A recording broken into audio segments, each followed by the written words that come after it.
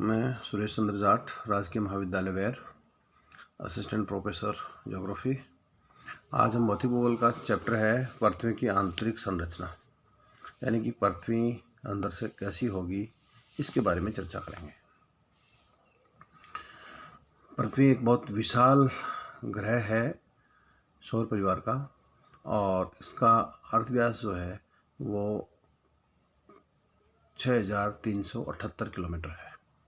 यानी कि हम इसके केंद्र तक पहुँचें तो वो दूरी आती है 6378 किलोमीटर, जबकि हम प्रत्यक्ष रूप से अब तक जो पृथ्वी को देख पाए हैं वो मैक्सिमम 12 किलोमीटर है। तो 6378 किलोमीटर के आगे 12 किलोमीटर कुछ नहीं है। तो प्रत्यक्ष रूप से हम अब तक ये नहीं जान पाए हैं कि पृथ्वी अंदर से कैसी होगी, गैसीय अवस्था में है या खोखली है या द्रव्य अवस्था में है या ठोस है या ऊपर का जो आवरण है इससे भी ज़्यादा घनत्व वाली चट्टानें हैं या और ज़्यादा ठोस है। इसके बारे में केवल और केवल आकलन लगा सकते हैं। ऐसे कुछ स्रोत हैं, जैसे एक स्रोत है तापमान। 32 मीटर की गहराई पर 1 डिग्री सेल्सियस तापमान बढ़ता है। यानी हम जैसे जैसे पृथ्वी के अंदर जाएंगे तो 32 मीटर की गहराई पर 1 डिग्री सेल्सियस तापमान बढ़ जाता है। यदि इस आकलन से हम देखते हैं तो ये माना जाता है कि 100 किलोमीटर की गहराई पर इतना तापमान हो जाता है कि वहाँ सभी प्रकार की चट्टानें जो है वो पिघली हुई अवस्था में रहती हैं। और इसका हास्य ये हुआ कि शायद पृथ्वी अंदर से द्रव्य अवस्था में है, या फिर हो सकता है कि और अंदर हम यदि जाएं तो वहाँ पर हमें गैसीय अवस्था में मिले।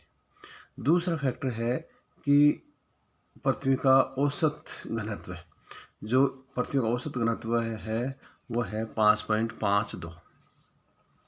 यदि हम ऊपरी आवरण की बात करते हैं तो पृथ्वी का ऊपर का जो ऊपर की चट्टानों का जो घनत्व है वो करीब करीब 2-2.5 के करीब बैठता है ऊपर का आवरण का घनत्व। और यदि हम औसत घनत्व की बात करते हैं तो इसका मतलब ये तय है कि पृथ्वी में हम जैसे जैसे केंद्र की तरफ जाएंगे वैसे वैसे इनकी चट्टानें जो हैं वो ज़्यादा घनत्व वाली हैं। इसका मतलब ये है कि पृथ्वी अंदर से कठोर अवस्था में है, यानी और ज़्यादा हार्ड है। लेकिन ये दोनों ही जो तथ्य हैं वो कहीं इस बात पे पूर्णतः सटीक नहीं उतरते हैं।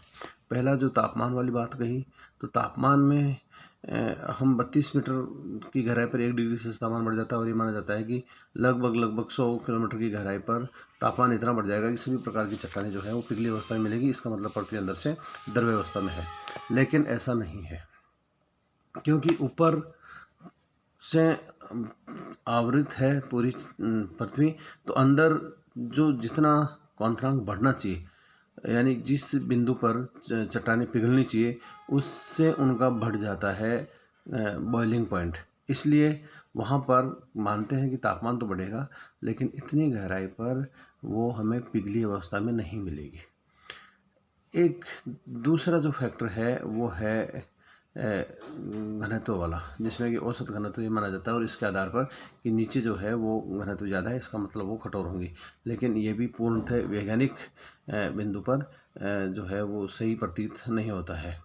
इसके अलावा दूसरे और फैक्टर हैं कि जैसे पृथ्वी अंदर से जो है वो किस अवस्था में होगी, और इसमें एक सबसे पहले जो वर्गीकरण किया वो स्वेस ने किया था, जिसमें उन्होंने सीमा, सियाल और नीफे जो एक वैज्ञानिक सम्मत और सबसे पहला जो वर्गीकरण किया कि पृथ्वी शायद अंदर से ऐसी होगी। ऊपर में है सियाल, फिर आती है सीमा और फिर आती है नीफे। ये 3 उन्होंने वर्गीकृत किए हैं, और इस प्रकार से उन्होंने पूरी पृथ्वी को 3 भागों में बांटते हुए और इस प्रकार से उन्होंने वर्गीकृत किया है।